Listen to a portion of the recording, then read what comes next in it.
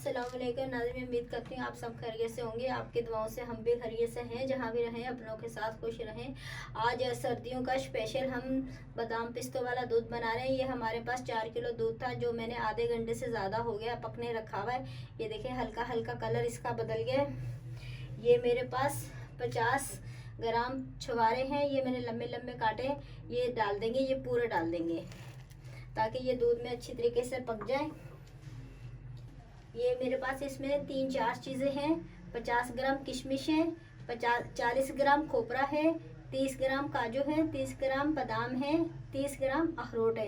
ये 4-5 चीज़ें हैं। ये मैंने काट के चॉप करके रख लेंगे। आधी हमने रखनी है, आधी गार्निश में डालेंगे, आधी हम पकते वक्त डालेंगे। ये हम डाल रहे हैं। ये 125 ग्राम मेरे पास चीनी है, ये डाल लें। आप मीठा अपने हिसाब से डाल सकते हैं, कम ज़्यादा आप कर सकते हैं। आधे चम्मच से कम इलायची पाउडर ये डालेंगे।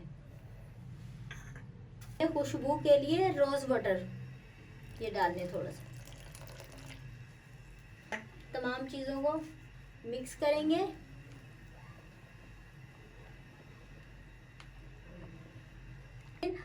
दूध को इतना पकाएंगे, 4 किलो दूध है, 4 किलो दूध को हम 2 किलो दूध कर लेंगे। आपको मालूम है दूध जो है ना गाढ़ा नहीं मिलता, जहाँ से भी लें दूध पानी वाला मिलता है।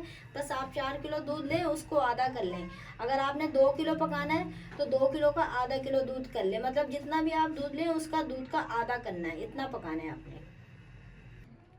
नाजरीन हमारा दूध पक गया है, ये देखें बहुत अच्छा पक गया है, कलरफुल है। मैंने कलर कोई भी नहीं डाला, ये दूध पक पक के इसका कलर आया है। मैंने किसी किस्म का कोई कलर इस्तेमाल नहीं करा। ये जो दूध पका पका के ये दूध का अपना कलर है, पक्के कलर आया, मतलब ये कहना चाह रही हूँ मैं, पक्के कलर आया है। और 4 किलो दूध था, 4 किलो का हमने 2 किलो बना लिया। अब ये बिल्कुल तैयार हो गया।